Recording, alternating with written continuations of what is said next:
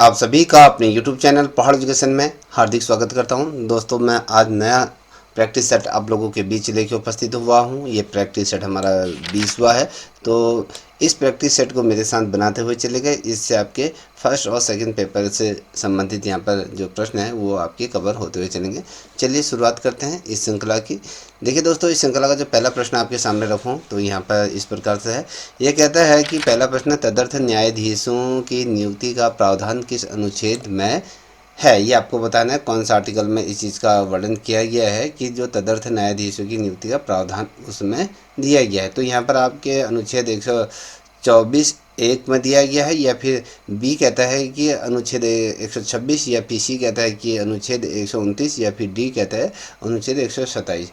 तो बता सकते हैं कि जो तदर्थ न्यायाधीशों की जो नियुक्ति कौन से आर्टिकल के अंतर्गत उनका प्रावधान किया गया है। चलिए दोस्तों, जिसे भी आता है देते हुए चलिएगा इसका आंसर। चलिए, जिसे भी आता है बेझिझक होकर दीजिएगा, कोई बात नहीं है। उत्तर गलत भी हो जाएंगे तो आपके प्रतियोगिता परीक्षाओं में नहीं होने चाहिए। तो इसका जो सही उत्तर है, मैं आपको बता दूं, ये आपका डी ऑप्शन एज ए राइट आंसर है। आप सभी ने ये इसको पिक कर लिया होगा, क्योंकि जो तदर्थ न्यायाधीशों की जो नियुक्ति का जो प्रावधान होता है वो आपके आर्टिकल जो 127 है उसमें इसको किया जाता है। क्योंकि जो सुप्रीम कोर्ट में जो न्यायाधीशों की कमी होने पर क्या होता है, जो मुख्य न्यायाधीश राष्ट्रपति की क्या था अनुमति से क्या करता है, जो तदर्थ न्यायाधीशों की ये नियुक्ति कर सकते हैं। तो इस चीज़ को ध्यान रखिएगा। और इन न्यायाधीशों को क्या होता है, अस्थायी रूप से कार्य करने का अधिकार होता है, और इसका जो उद्देश्य होता है दोस्तों, वो न्यायिक कार्यों को सुचारू रूप से चलाना होता है। ठीक है, तो मुझे लगता है कि ये समझ में आ गया। दूसरा प्रश्न है कि भारतीय राष्ट्रीय पंचांग को कब स्वीकार किया गया था, ये आपको बताना है। 24 जनवरी 1950 को, 22 जुलाई 1947 को, 22 मार्च 1957 को, या 15 अगस्त 1947 को। अगर हम किसकी बात कर रहे हैं, पंचांग की बात कर रहे हैं, तो ये याद रखिएगा कौन सा पंचांग है। तो यहाँ पर आपको बता रहा हूँ, तो बताइए, जिसे भी आंसर आता है बताते हुए चलेगा। तो दोस्तों, इसका जो सही उत्तर आपके सामने अगर मैं रखूँ, अगर आपने पिक कर लिया तो ठीक है। तो इसका जो सही उत्तर है वो आपका 22 मार्च 1957 एज ए राइट आंसर। मुझे लगता है आप लोगों ने यही पिक किया होगा। दोस्तों, जो हम अगर बेसिकली इसको देखें ना, ध्यान से अगर आप इस प्रश्न को देखोगे, समझो, क्योंकि आप हिंदू हो तो इसको आपको समझना चाहिए। तो भारतीय राष्ट्रीय जो पंचांग है उसको 22 मार्च 1957 को क्या कहता है, स्वीकार किया गया था। ये सशक्त संवर्तन पर यह आधारित होता है, और राष्ट्रीय पंचांग का उपयोग जो किया जाता है वो सरकारी कार्यालय और जो आधिकारिक कैलेंडर इसको जारी किया गया। तो याद रखिएगा, जो सरकारी जो कार्यालय होते हैं उसमें जो आधिकारिक कैलेंडर के रूप में इसका प्रयोग किया जाता है। तो याद रखिए, इसे वैज्ञानिक और औद्योगिक जो अनुसंधान परिषद की सिफारिश पर अपनाया गया है। तो क्वेश्चन क्या पूछा जाता है, थोड़ा इसको भी ध्यान रखिएगा। क्वेश्चन ये क्या पूछा जा सकता है, कभी पूछा जा सकता है, जो भारतीय राष्ट्रीय पंचांग को किन परिषदों द्वारा अपनाया गया है, किन की सिफारिशों से अपनाया गया है। ठीक है, तो भारतीय राष्ट्रीय जो पंचांग है वो किस समिति की सिफारिशों से इसे अपनाया गया है। तो आपको बताना चाहिए वैज्ञानिक और औद्योगिक अनुसंधान परिषद की जो सिफारिश है उसके द्वारा से अपनाया गया है। तो आई होप आपको ये पता होगा। तो हम बात करेंगे अब तीसरे नंबर का प्रश्न है, ये निम्न में से कौन सी अनुसूची सही सुमिलित नहीं है, आपको बताना है। 9वीं अनुसूची पहला संशोधन 1951 में हुआ था, कह रहा है। तो बी कहता है कि 10वीं अनुसूची जो 52वां संशोधन था 1985 में, तो इसमें हो गया। सी कहता है कि 11वीं अनुसूची 73वां जो संविधान संशोधन 1992 में हुआ था वो। और डी कहता है कि डी कहता है कि भाषा 7वीं अनुसूची में वर्णित है। तो अब इसका सही उत्तर क्या है, जिसे भी आता है बेझिझक होकर उत्तर देते हुए चलेगा। तो दोस्तों, इसका जो सही उत्तर आपके सामने अगर मैं रखूं, अगर आपने पिक कर लिया है, तो अगर अभी तक तो आपने पिक कर ही लिया होगा जहां तक मुझे लगता है। तो इसमें कह रहा है कि जो सुमेलित नहीं, जो अनुसूची सही सुमेलित नहीं है उसको आपने पिक करना है। तो इसके के आधार पर जो होता है ऑप्शन डी कहता है भाषा 7वीं अनुसूची में नहीं है, ये आपको बताना चाहिए। अगर हम जो भाषा का जो उल्लेख किया गया है दोस्तों, वो आपकी 8वीं अनुसूची में किया गया है, ना कि आपकी 7वीं अनुसूची में। तो ये भी आपको ध्यान होना चाहिए। ठीक है, तो ये 8वीं अनुसूची में है, ना कि क्या है आपकी 7वीं अनुसूची में, बिल्कुल भी नहीं है। 7वीं अनुसूची में जिस चीज़ का जिक्र किया गया है वो केंद्र, राज्य और साथ ही जो समवर्ती जो सूची है उसमें दी गई है। और बेसिकली आपको मैं ये भी बता दूं, जो 9वीं अनुसूची जो पहला संशोधन 1951 से जुड़ा हुआ है, ठीक है। और 10वीं अनुसूची दल विरोध कानून से संबंधित है, तो ये आपको पता होना चाहिए। और इसका जो सही उत्तर मैंने आपको तो बता ही दिया है, ठीक है। अब आप आगे वाले प्रश्न की तरफ बढ़ रहे हैं, तो आपने पिक भी कर लिया होगा। चौथे नंबर का प्रश्न कहता है कि भारतीय राज्यों का संघ है, यह संविधान के किस अनुच्छेद में उल्लेखित है, ये आपको बताना है। Article 1, article 2, article 3, article 4। तो दोस्तों किस में उल्लेखित है, तो मुझे लगता है आप सभी को आता है। तो इसका जो सही उत्तर होगा वो क्या होगा, option A as A right answer है। तो आर्टिकल 1 में ये कहा गया है कि भारत क्या होगा, राज्यों का संघ होगा, और ये भारत की जो संघीय व्यवस्था को कहीं ना कहीं दर्शाता है, और भारत को अविभाजित संघ ये माना गया है, और राज्यों को अलग होने का अधिकार नहीं दिया गया है। तो ये भी याद रखिएगा, ठीक है। अब हम बात करेंगे, यहाँ पर आप देख पा रहे होंगे 5वें नंबर का प्रश्न कि विधानसभा में अधिकतम और न्यूनतम कितनी सीटें हो सकती हैं, ये आपको बताना है। अधिकतम 500 या न्यूनतम 60, या फिर अधिकतम 450, न्यूनतम 50, या अधिकतम 550, न्यूनतम 50, या अधिकतम 600, न्यूनतम 80। तो इसका सही उत्तर क्या होगा दोस्तों, जिसे भी आता है आंसर बेझिझक होके दीजिए। हम बात करें विधानसभा में अधिकतम जो न्यूनतम सीटें हो सकती है, कितनी हो सकती हैं, तो अगर आपने पिक कर लिया तो ठीक है, नहीं किया तो मिला लीजिए। बहुत महत्वपूर्ण श्रृंखला है दोस्तों।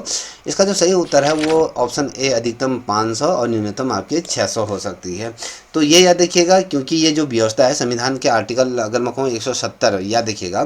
अगर हम इसका बात करें तो आर्टिकल जो है 170 की अगर बात करें तो इसमें दी गई है इन चीज़ों के बारे में। और छोटे राज्यों में इसमें क्या गया, कम सदस्य हो सकते हैं, और विधानसभा होती है जनता का प्रतिनिधित्व तो ये करते हैं, आप सभी को पता है। तो ये याद रखिएगा, ठीक है।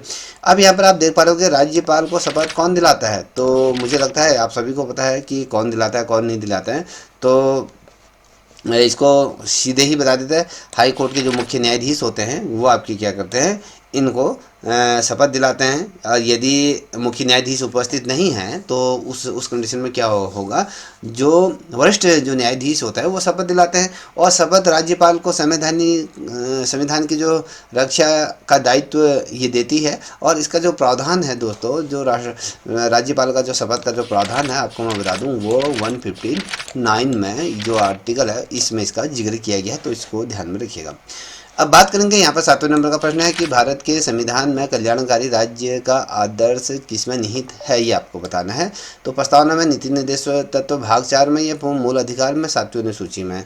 तो दोस्तों किसमें है, जिसे भी आता है आंसर देते हुए चलेगा। चलिए, जिसे भी उत्तर आता है दीजिए। तो इसका जो सही उत्तर अगर मैं कहूँ तो वो क्या होगा, आपका ऑप्शन बी क्या है, नीति निर्देश तत्व भाग 4 इसका सही उत्तर है। तो जो संविधान की जब मैं बात कर रहा हूँ, तो संविधान में जो कल्याणकारी राज्य का जो आदर्श नीति की अगर मैं बात करूँ, वो नीति निर्देश तत्व में निहित होता है, ये आपको पता होना चाहिए। ये जो तत्व होता है राज्य को सामाजिक और अगर मैं बात करूँ जो आर्थिक न्याय स्थापित करने के ये का जो निर्देश ये देते हैं, आपको ये पता होना चाहिए। इसका जो उद्देश्य होता है दोस्तों, वो नागरिकों का कल्याण करना होता है, और ये जो होता है न्याय द्वारा बाधित नहीं होता है। तो इसका जो सही उत्तर है ऑप्शन बी, ठीक है। अब बात करूंगा, यहाँ पर आप देख पा रहे होंगे 8वां प्रश्न, सूचना के अधिकार RTI का उल्लेख किस अनुच्छेद के अंतर्गत माना जाता है। अनुच्छेद 19(1), अनुच्छेद 19(B), अनुच्छेद 19(C), अनुच्छेद 19(D). तो कौन सा आर्टिकल है, आर्टिकल तो 19 है, तो आप इसमें ABCD दिए हैं, तो बताइए कौन से आर्टिकल के अंतर्गत इसका जिक्र किया गया है। तो आई होप आपको इसका उत्तर आता होगा। तो दोस्तों इसका जो सही उत्तर आपके सामने मैं रखूँ तो वो क्या है, ऑप्शन क्या होगा दोस्तों, चलिए आप पिक करें तो ठीक है, ऑप्शन ए। ये कहता है कि 19A में 19A का जो है ना, जो ये याद रखिएगा, अगर आप इसको बहुत डीपली पढ़ोगे तो ये 19(1), यहाँ पर 1 आ जाएगा, फिर उसके बाद A आ जाएगा, ठीक है, ये A आ जाएगा। तो इसमें इससे ये संबंधित है, आप ये याद रखिएगा, ठीक है। इसको भी माना जाता है। इसमें क्या होता है, जो अभिव्यक्ति की स्वतंत्रता का ये भाग है, आप सभी को पता है। जो RTI की अगर हम बात करें तो ये नागरिकों को क्या होता है, जो सरकारी जानकारी प्राप्त करने के क्या होता है, ये अधिकार देता है। राइट टू इन्फॉर्मेशन की अगर हम बात करें तो ये आप सभी को पता है 2005 में इसे लागू किया गया था। तो ये याद रखिएगा, ठीक है। अब बात करेंगे, यहाँ पर आप देख पाओगे समानता का अधिकार किन अनुच्छेदों में वर्णित है। तो समानता का अधिकार किन अनुच्छेदों में वर्णित है, अनुच्छेद 14 से 18 है, या 19 से 22 है, या 23 से 24 है, या 25 से 28 है। चलिए, जिसे भी आता है आंसर इसका देते हुए चलिएगा। देखिए दोस्तों, अगर आपने पिक कर लिया फटाफट इसका आंसर पिक करिए, तो इसका जो सही उत्तर आपके सामने रखूँ तो वो आर्टिकल ए है। तो इसमें अगर ऑप्शन ए 14 से लेकर 18 तक की अगर मैं बात करूँ तो इसमें समानता का अधिकारों का क्या गया है, वर्णन किया गया है। इसमें कानून के समक्ष क्या होता है, समानता, स्पर्शता, उन्मूलन आदि इसमें क्या गया है, शामिल किया गया। इसमें मौलिक अधिकारों का महत्वपूर्ण भाग होता है, ये सभी नागरिकों के क्या करते हैं, समान अवसर ये प्रदान करते हैं। तो ये इसको याद रखिएगा। अब बात करते हैं यहाँ पे निजता के अधिकार, राइट टू प्राइवेसी की अगर बात करें तो उसका उल्लेख किस अनुच्छेद में है, तो अनुच्छेद 19, अनुच्छेद 14, अनुच्छेद 21 या फिर अनुच्छेद 22। तो बताइए दोस्तों इसका सही उत्तर क्या हो सकता है। तो इसका जो सही उत्तर है तो वो क्या होगा, चलिए जल्दी बताइए। तो उसका सही उत्तर है आपका ऑप्शन सी एज ए राइट आंसर है। तो अनुच्छेद 21 के अंतर्गत इसका जिक्र किया गया है और सुप्रीम कोर्ट ने 2017 में, याद रखिएगा, सुप्रीम कोर्ट ने क्या है 2017 में इसे मौलिक अधिकार घोषित कर दिया गया। तो ये याद रखिएगा, बहुत महत्वपूर्ण चीज़ें मैं बता रहा हूँ। क्वेश्चन पूछा जाएगा, सुप्रीम कोर्ट ने 2017 में किसे मौलिक अधिकार घोषित किया गया है, तो आपको पता होना चाहिए। जो राइट टू प्राइवेसी की अगर मैं बात करूँ, इसे मौलिक अधिकार के रूप में ये कर दिया है। इसमें क्या होता है, जो जीवन और जो व्यक्तिगत जो स्वतंत्रता का जो ये हिस्सा है, और ये नागरिकों की निजी सुरक्षा की क्या है, ये करता है, जानकारी निजी सुरक्षा का ये करता है। तो यह देखिएगा, तो ऑप्शन ए सी ये सही है। ठीक है, 11वें नंबर का प्रश्न, किसी भी व्यक्ति से बलपूर्वक कार्य नहीं कराया जाएगा, यह किस अनुच्छेद में उल्लेख है इसका, तो 23 है, अनुच्छेद 23, 24, 25 या 21। तो बताइए किस में इसका उल्लेख किया गया दोस्तों। चलिए जिसे भी आता है बताते हुए चलेगा। तो जिसे हम बाल श्रम भी हम इसे कहते हैं, क्योंकि ठीक है बाल श्रम। तो इसका जो सही उत्तर आपके सामने रखूँ तो क्या होगा, चलिए अगर आपने पिक कर लिया तो ठीक है, नहीं किया तो मिला लीजिए। तो option A as A right answer है। आर्टिकल 23 में जो बाल श्रम का क्या है, निषेध है। तो ये याद रखिएगा। और ये मानव तस्करी, जबरन जो मजदूरी पर क्या कर दिया है, इसे रोक किया जाता है। ये अगर इसका उल्लंघन किया जाता है तो ये क्या दंडनीय अपराध होता है। ये सभी व्यक्तियों पर लागू होता है। और ठीक है, तो ये याद रखिए, या इसका आर्टिकल को याद रखिएगा, अनुच्छेद 23 एज ए राइट आंसर। अब यहाँ पर देखिए, राष्ट्रपति को शपथ कौन दिलाता है। आप सभी को पता है कि राष्ट्रपति को शपथ कौन दिलाता है, इसको बताने की जरूरत भी नहीं है। ठीक है, तो इसका जो सही उत्तर है उस सुप्रीम कोर्ट के मुख्य न्यायाधीश क्या करते हैं, आपके राष्ट्रपति को शपथ दिलाते हैं। तो ये भी याद रखिएगा कि अगर मुख्य न्यायाधीश अनुपस्थित हैं तो उसमें क्या होगा, वरिष्ठतम जो न्यायाधीश है वो शपथ दिलाएगा। ये शपथ क्या है, संविधान की रक्षा और उसकी सेवाओं हेतु होती है। ये प्रावधान आपके अगर कहें, इसका जो प्रावधान है तो वो आपके 60वां जो आर्टिकल है ना, उसमें इसका जिक्र किया गया है। तो याद रखिएगा। ठीक है, अब बात करेंगे यहाँ पर 13वें नंबर का प्रश्न है, निम्न में से कौन सा प्रावधान और स्रोत सही सुमेलित नहीं है, ये आपको बताएं। मूल अधिकार अमेरिका से, विधि का शासन रूस से, प्रस्तावना की भाषा ऑस्ट्रेलिया से, वित्तीय आपातकाल अमेरिका से। तो सही उत्तर क्या हो सकता है इसका, चलिए बताइए। तो जो सुमेलित नहीं है, जो इसमें गलत है, उसको आपने चयन करना है। तो इस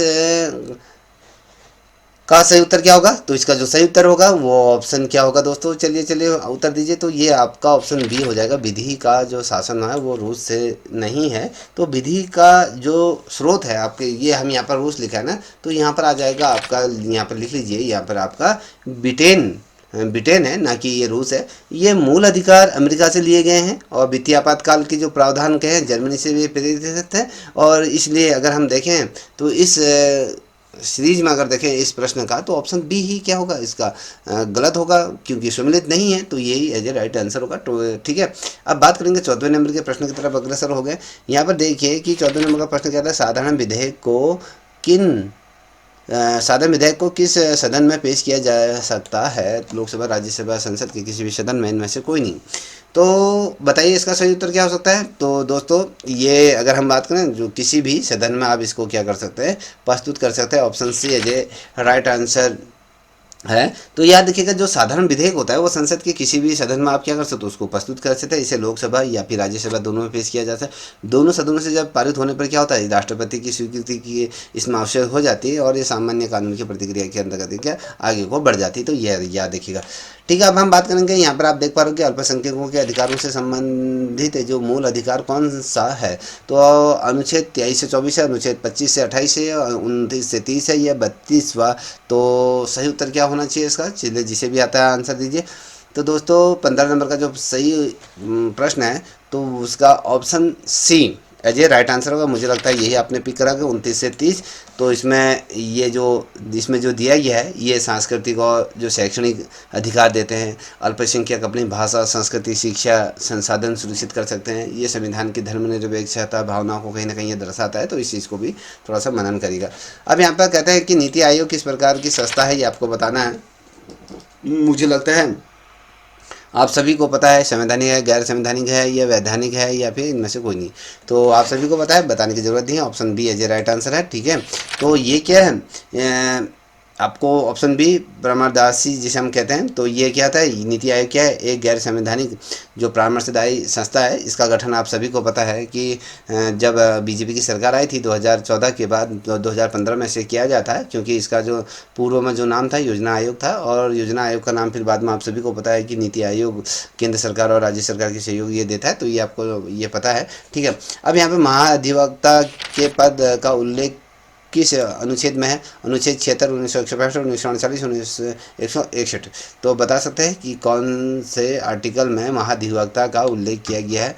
तो अगर इसका जो सही उत्तर आपके सामने रखूं तो ऑप्शन होगा आपका ऑप्शन बी एज ए राइट आंसर होगा। तो ये याद रखिएगा। तो इसमें महाधिवक्ता का उल्लेख तो मैंने कहा कि 165 में है। तो महाधिवक्ता राज्य का क्या होता है? सर्वोच्च वित्तीय अधिकारी ये होता है, विधि अधिकारी होता है। इसे राज्यपाल नियुक्त करता है और साथ ही राज्य सरकार को कानूनी सलाह ये देता है। तो याद रखिएगा। अब हम बात करेंगे, यहाँ पर 18 नंबर का प्रश्न है कि निम्न में ऐसे कौन सम्मिलित नहीं है? तो सही सम्मिलित नहीं है तो ये आपका दूसरी अनुसूची वेतन है, तीसरी अनुसूची शपथ है, पांचवी अनुसूची क्षेत्र है, या पहली अनुसूची संघ और राज्य उसका क्षेत्र है। तो दोस्तों इसका जो सही उत्तर क्या होना चाहिए? तो इसका जो सही उत्तर है, जो इसमें गलत है, तो आप सभी को पांचवी अनुसूची जो क्षेत्र के बारे में बात करते हैं, तो पांचवी अनुसूची का जो संबंध होता है ना, अनुसूचित क्षेत्रों और जनजाति क्षेत्रों से ये संबंधित है पांचवी अनुसूची, ना कि क्षेत्रफल से है। ये आपको याद रखना, क्षेत्रफल से नहीं है। और दूसरी अनुसूची वेतन से संबंधित है आप सभी को, तीसरी अनुसूची शपथ से संबंधित है, पहली अनुसूची संघ और राज्य जैसे आपको यहाँ पर दर्शाया गया वो उसका चीज़ का वर्णन करते, तो ये याद रखिएगा। अब प्रारूप समिति ड्राफ्टिंग कमेटी की अगर कहें तो इसका गठन कब किया गया था? 29 अगस्त 1947 को किया था, 30 अगस्त 1946 को किया था, 9 दिसंबर 1946 को किया गया, 15 अगस्त 1947 को किया। चलिए दोस्तों बताइए कब किया गया था? तो आपको अगर पता है तो भी निश्चित रूप में इसको बताइए, ये उत्तर आपका गलत नहीं होना चाहिए। तो दोस्तों इसका जो सही उत्तर आपके सामने रखूँ तो ये 29 अगस्त क्या है, 29 अगस्त 1947 को ये किया गया था। इसके अध्यक्ष आप सभी को पता है डॉक्टर अम्बेडकर जी थे, और समिति का कार्य संविधान का मसौदा तैयार करना था, और समिति ने क्या कहा था, संविधान का निर्माण में महत्वपूर्ण भूमिका निभाई थी। आप सभी को इसके बारे में पता है। ठीक है, अब यहाँ पर देखिए भारतीय संविधान में कमिश्नरी क्षेत्र से कितने सदस्य चुन के आए थे? 292, 93, या फिर आपके 4 या फिर 10? तो कितने सदस्य चुन के आए थे दोस्तों बताइए? कमिश्नरी क्षेत्रों से अगर हम बात करें तो कितने सदस्य ये चुन के आए थे, ये आपको बताना है। तो इसका जो सही उत्तर है वो ऑप्शन सी, 4 सदस्य चुन के आए थे। तो जो संविधान सभा में जो कमिश्नरी क्षेत्रों से 4 सदस्य चुन के आते थे, तो संविधान में जो कुल सदस्य संख्या थे 389 सदस्य उसमें होते थे। इसमें प्रांत हो गए, रियासतें हो गई, कमिश्नरी क्षेत्रों के सदस्य इसमें शामिल थे। तो ये संविधान जो अगर मैं कहूँ संविधान सभा का निर्माण हेतु ये गठित की गई थी, ये आपको पता होना चाहिए। ठीक है, अब बात करेंगे 42वें संविधान संशोधन द्वारा प्रस्तावना में कौन से शब्द जोड़े गए थे? मुझे लगता है कि आपको सभी को पता है, इसको बताने की जरूरत भी नहीं है। इसका सही उत्तर क्या होगा? ऑप्शन क्या होगा दोस्तों बताइए? और ए एज ए राइट आंसर है कि समाजवादी, पंथ निरपेक्ष, अखंडता शब्द जोड़ा गया था। ये आपको पता होना चाहिए। क्योंकि ये 42वें संविधान संशोधन द्वारा प्रस्तावना में क्या था, समाजवादी और पंथ निरपेक्ष, अखंडता शब्द इसमें जोड़े गए थे। ये जो संशोधन था 1976 को ये किया गया था। इसमें इसे मिनी संविधान भी कहा जाता है, लघु संविधान जिसे हम कहते हैं। इसमें प्रस्तावना का विचार क्या है, स्पर्श ये करती है, तो ये भी ध्यान रखिएगा दोस्तों। ठीक है, अब बात करेंगे अगले प्रश्न की तरफ हम अग्रसर हो रहे हैं। तो हम बात करेंगे 22वें प्रश्न के बारे में बात करेंगे। ये कहता है कि विधान परिषद में राज्यपाल कितने सदस्यों को मनोनीत कर सकते हैं? तो विधान परिषद में राज्यपाल कितने सदस्यों को मनोनीत कर सकते हैं? तो 1/10 या 1/12 या 1/6, 1/3, 1/फिर या फिर 12 सदस्य। तो बता सकते हैं कितने सदस्य उसमें नॉमिनेट कर सकते हैं? चलिए जिसे भी आता है उत्तर दीजिए। तो दोस्तों इसका जो सही उत्तर आपके सामने मैं अगर रखूं तो 1/6 सदस्य क्या करते हैं, ये राज्यपाल विधान परिषदों में ये नियुक्त करते हैं। तो इसको ध्यान में रखिएगा ठीक है, कौन सा ऑप्शन बी एज ए राइट आंसर आता है। अभी थोड़ा सा इस पे मैं प्रकाश डालूं तो विधान परिषद में क्या है, राज्यपाल 1/6 क्या है जो सदस्यों को मनोनीत करता है। ये जो सदस्य होते हैं दोस्तों, इसको भी थोड़ा ध्यान से आप सभी को पता है, मैं ये नहीं कहता हूँ कि आपको पता नहीं है। इसमें जैसे साहित्य क्षेत्र से होता है, विज्ञान के क्षेत्र से होता है, कला के क्षेत्रों से ये इन सदस्यों को लिया जाता है। और इनका जो उद्देश्य होता है, विशेषज्ञों का क्या होता है, प्रतिनिधित्व उनको देना होता है। और इसका जो प्रावधान दिया गया है, तो ये प्रावधान जो दिया गया है, तो यहाँ पर लिख लीजिए 171 का क्या है आर्टिकल में इसका उल्लेख किया गया है। तो इस चीज़ को ध्यान रखिएगा, ठीक है। अब यहाँ पर आप देख पा रहे हैं संविधान की प्रस्तावना में कितने प्रकार के न्याय, स्वतंत्रता और समानता का उल्लेख है, तो ये आपको बताना है दोस्तों। तो यहाँ पर अगर आप देखोगे तो यहाँ पर 3 न्याय, 5 स्वतंत्रता, 2 समानता, 2 न्याय, 3 स्वतंत्रता, 5 समानता, या 5 न्याय, 2 स्वतंत्रता, 3 समानता, या फिर कहें 1 न्याय, 5 न 4 स्वतंत्रता, 2 समानता। तो इसका जो सही उत्तर क्या होगा दोस्तों, इसका जो सही उत्तर आपके सामने अगर मैं रखूं तो इसका सही उत्तर होगा ऑप्शन ए, 3 न्याय, 5 स्वतंत्रता, 2 समानता, ये राइट आंसर होगा। ठीक है, तो न्याय की अगर बात करते हैं तो उसमें सामाजिक, आर्थिक और राजनीतिक आ जाते हैं। स्वतंत्रता की अगर बात करते हैं तो इसमें विचार आ जाता है, अभिव्यक्ति आ जाता है, विश्वास आता है, धर्म आ जाता है, उपासना आ जाती है। समानता की अगर बात करें तो इसमें अवसर आते हैं और स्थिति की जो समानता होती है वो आ जाती है। तो ऑप्शन क्या हो गया है, ऑप्शन ए ये राइट आंसर है। ठीक है, चलिए आगे बढ़ रहे हैं। तो इसका जो सही उत्तर तो आपको बता ही दिया। अब नीति निर्देशक तत्वों के संबंध में क्या सम्मिलित नहीं है, तो आर्टिकल 44 में समान नागरिकता संहिता है, या अनुच्छेद 40 में ग्राम पंचायतों का गठन है, अनुच्छेद 39 में कृषि पशुपालन है, या फिर अनुच्छेद 44 में कृषि और पशुपालन, ये गलत मेल है। तो बता सकते हैं तो सही उत्तर क्या है। तो दोस्तों अगर हम 24वें प्रश्न का अगर सही उत्तर आपके सामने रखें तो ऑप्शन बी क्या है, इसका ये यहाँ पर दिया है, ये गलत मेल है, तो इसको याद रखिएगा।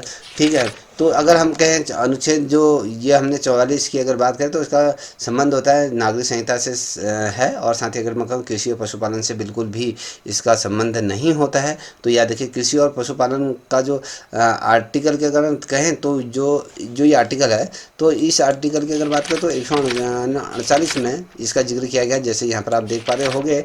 ठीक है, तो इसका जो सही उत्तर है तो ऑप्शन डी है जी राइट आंसर। तो विधानमंडल के गठन का उल्लेख किस अनुच्छेद में है, तो 168 या 170 या 171 या 161 में। तो दोस्तों इसका जो सही उत्तर क्या होना चाहिए, तो इसका जो सही उत्तर है वो 168 है जी राइट आंसर होता है। क्योंकि विधानमंडल में जो आर्टिकल 168 की जब हम बात कर रहे हैं तो इसमें राज्यपाल, विधानमंडल हो गया और विधान परिषद का वर्णन किया गया है। और कुछ राज्यों में तो द्विसदनी जो विधानमंडल होता है उसमें राज्य की विधायिका की संरचना को भी इसमें बताया गया है। ठीक है, अब यहाँ पर आप देख पाए 26वें नंबर का प्रश्न है, कहता है कि संविधान के भाग 4 नीति निर्देशक तत्वों का विस्तार कहाँ से कहाँ तक है। तो अनुच्छेद 12 से 35 है, 36 से 51 है, या 5 से 11 है, या 1 से 4 है। तो बता सकते हैं कहाँ से कहाँ तक है इसका, जहाँ तक आप लोगों को आता है तो बताइए। तो दोस्तों इसका जो सही उत्तर आपके सामने अगर मैं रखूँ तो ऑप्शन क्या है, बी 36 से 51 तक का इसमें जिक्र किया है, विस्तृत जिक्र किया है। इसमें नीति निर्देशक तत्व शामिल होते हैं। ये राज्य के कल्याण और नीतियों को अपनाने का क्या है, ये निर्देश देता है। और इसका उद्देश्य भी आप सभी को पता है कि सामाजिक न्याय की स्थापना करना होता है। तो ऑप्शन बी है जी राइट आंसर। अब यहाँ पर देखिए लोकतंत्र का चौथा स्तंभ की संज्ञा किसे दिया गया है, तो आप सभी को पता है कि प्रेस को है, क्योंकि आज की हमारी जो प्रेस है तो वो तो विश्व में स्वीडन 1 नंबर पर है, और अगर हम बात करें तो 157वें नंबर पर हमारी क्या है, ये चौथा स्तंभ है, जो कि बहुत ज़्यादा पाकिस्तान भी हमारी मीडिया से क्या है बेहतर स्थिति में है। हमारे मीडिया चाटुकारिता और बेरोजगारों की जो एक्चुअल जो कंडीशन भारत की जो एक्चुअल स्थिति है उसको कोसों दूर रखते हुए प्रोपेगेंडा ये चलाती है, तो आप सभी को पता है। ठीक है, तो अब यहाँ पर देखिए संविधान सभा के वैधानिक सलाहकार कौन थे, आप सभी को पता है कि ये कौन थे। ठीक है, मैं इसको बताने की ज़रूरत नहीं, BN राव थे, आप सभी को पता है। क्योंकि उन्हें अगर देखें उन्होंने जिस तरीके से विभिन्न देशों का क्या किया था, संविधान का अध्ययन किया था, उन्होंने संविधान के निर्माण में तकनीकी सहायता भी प्रदान की थी, और उनका योगदान भी कहीं ना कहीं महत्वपूर्ण माना जाता है। ठीक है, तो याद देखिए। अब बात करेंगे यहाँ पर आप देख पा रहे होंगे 29वें नंबर का प्रश्न है कि राष्ट्रपति के निर्वाचन मंडल दिल्ली और पांडुचेरी की विधानसभाओं को कब शामिल किया गया था? 42वें संविधान संशोधन में किया गया था, या फिर आपके जो 1976 में हुआ था, या 44वां जो 1978 में हुआ था, 70वां 1992 में हुआ था, वो 61वां 1989 में ये हुआ था, 1989 में। तो इसका जो सही उत्तर क्या होना चाहिए? 29 नंबर का प्रश्न है। तो दोस्तों इसका जो सही उत्तर है वो ऑप्शन सी, ये कहते हैं 70वां जो संविधान संशोधन हुआ था 1992 में, तो इसमें ये जोड़ा गया था।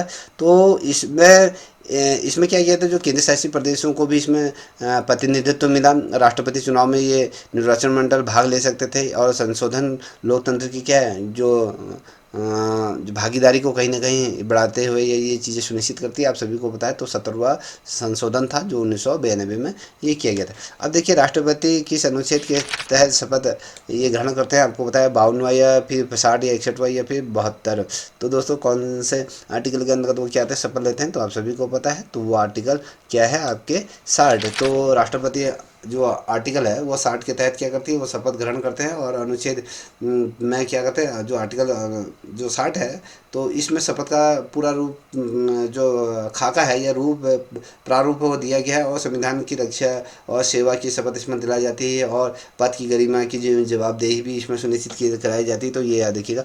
ठीक है, अब बात करेंगे यहाँ पर 31वें नंबर का प्रश्न है, छठी अनुसूची में किन राज्यों के जनजातीय क्षेत्रों के प्रशासन का वर्णन किया गया है? असम, मेघालय, त्रिपुरा, मिजोरम, या फिर बी असम, नागालैंड, मणिपुर, मिजोरम, या फिर सी मेघालय, सिक्किम, त्रिपुरा या मणिपुर, या फिर डी अरुणाचल प्रदेश, मणिपुर, या फिर त्रिपुरा या मिजोरम। तो दोस्तों इसका सही उत्तर क्या हो सकता है? जिसे भी आता है आंसर देते हुए चलेगा दोस्तों। इसका जो सही उत्तर आपके सामने रखूं तो वो ऑप्शन क्या होता है? ऑप्शन ए, ये असम हो गया, मेघालय हो गया, त्रिपुरा हो गया, मिजोरम एज ए राइट आंसर है। तो ये याद देखिएगा, क्योंकि जो छठी अनुसूची में मैंने जैसे कहा असम हो गया, मेघालय हो गया, त्रिपुरा हो गया, मिजोरम के ये जनजातीय क्षेत्रों का क्या है प्रशासन इसमें वर्णित किया गया है। और साथ ही अगर देखो ये जनजातीय स्वायत्ता प्रदान करती है, ये याद देखिएगा। इन क्षेत्रों में क्या है, स्वायत्ता जिला परिषदों का गठन होता है, और इसका जो उद्देश्य होता है दोस्तों वो जो जनजातीय संस्कृति की रक्षा करना होता है। ठीक है, ये याद देखिए। अब यहाँ पर आप देख पा रहे हो लोकसभा में अनुसूचित जनजाति के लिए आरक्षण की व्यवस्था किस आर्टिकल में दी है? Article 330, article 331, 332, 333। तो लोकसभा में एसटी के लिए जो आरक्षण की व्यवस्था का कौन से आर्टिकल में ये वर्णित है, ये आपको बताना है। तो इसका जो सही उत्तर अगर आपने पिक कर लिया तो ठीक है, नहीं किया है तो मिला लो। तो जो आर्टिकल है 330 में इसका जिक्र किया गया है। तो 330 में क्या है, जैसे लोकसभा में जो एसटी आरक्षण की जो व्यवस्था अनुच्छेद 330 में किया गया, आप सभी को पता है। इसमें अनुसूचित जाति हो गया, अनुसूचित जनजाति को भी कहने के प्रतिनिधित्व देने की बात की गई है, और आरक्षण जनसंख्या के आधार पर निर्धारित होता है। और अगर हम देखें ना तो सामाजिक न्याय का कहीं ना कहीं महत्वपूर्ण ये प्रावधान इसमें रखा गया है। तो ये भी याद रखिएगा। 33वें नंबर का प्रश्न है, यह तय करने का अधिकार किसे है कि कौन सी जाति अनुसूचित जाति मानी जाए? तो ये प्रधानमंत्री, या फिर राज्यपाल, या राष्ट्रपति, या संसद को? तो दोस्तों ऑब्वियसली किसको होगा, तो कौन सी जाति किसे मानी जाए? तो ये आपके ऑप्शन सी राष्ट्रपति को होते हैं। ठीक है, ये याद रखिएगा। तो कौन सी जाति अनुसूचित जनजाति मानी जाएगी, ये तय करने का अधिकार राष्ट्रपति को होता है। ये प्रावधान आपके, अगर मैं जो इसका जो प्रावधान जो की मैं बात कर रहा हूँ, ये 342 का जो आर्टिकल है इसमें इसका जिक्र किया गया है। और राष्ट्रपति संसद की सहायता से क्या करता है, जो सूची अधिकृत सूचित करते हैं, और राज्य सरकार से सुझाव देती है। तो ये याद रखिएगा। अब हम कहें निम्न में ऐसे कौन से सदन स्थायी सदन होते हैं? ये आपको राज्यसभा, विधान परिषद, या ये भी दोनों, या लोकसभा। तो स्थायी सदन की अगर हम बात करें तो स्थायी सदन आप सभी को पता है कि कौन है कौन नहीं है। ठीक है, तो यहाँ पर अगर इसका जो सही उत्तर कहें तो ऑप्शन सी, ए बी दोनों है, क्योंकि राज्यसभा और विधान परिषद क्या होते हैं, ये स्थायी सदन होते हैं। ठीक है, इन्हें भंग नहीं किया जा सकता। इसमें 1/3 सदस्य क्या होते हैं, हर 2 वर्ष में सेवानिवृत्त होते हैं। इसमें निरंतरता हमेशा बनी रहती है, ये याद देखिएगा। अब यहाँ पर देखिए 35वें नंबर का प्रश्न, लोकसभा और राज्यसभा का गठन किस वर्ष किया गया था? 1950, 1951, 1952, 1954 में।